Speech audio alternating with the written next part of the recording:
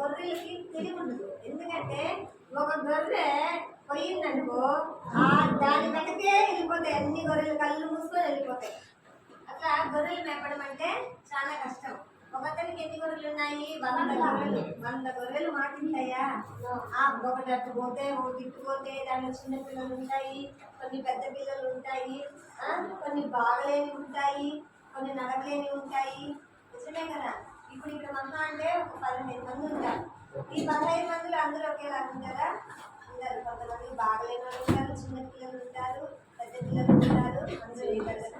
అట్లా 100 గొర్రెలు అంటే ఆ 100 గొర్రెల్ని మేపడం అనేది చాలా కష్టం.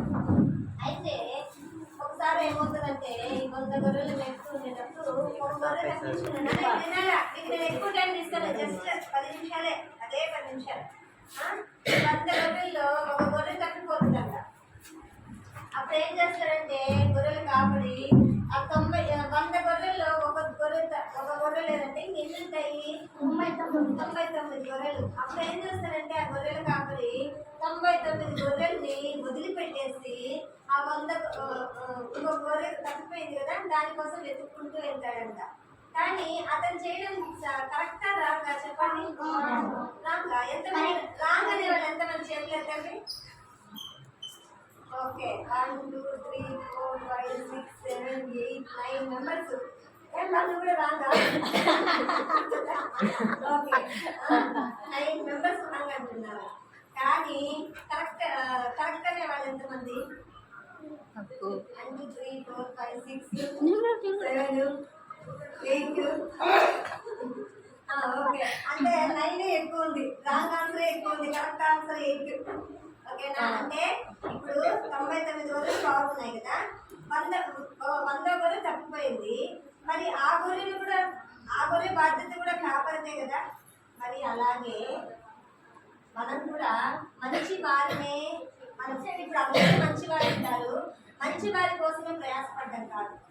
ఎవరైతే బాగలేదో, ఇప్పుడు మీ ఫ్రెండ్స్ అనుకోండి, అందరూ మీరు ఒక 5 మెంబర్స్ మీ ఫ్రెండ్స్ అనుకోండి, 4 మెంబర్స్ అందరూ మంచుకుంటారు, ఒక్కరు మాత్రం మీకు అంటే వాళ్ళ బిహేవియర్ మీకు నచ్చకపోవచ్చు, వాళ్ళలో కొన్ని మీకు ఆ అమ్మాయిలో కొన్ని మీకు నచ్చకపోవచ్చు.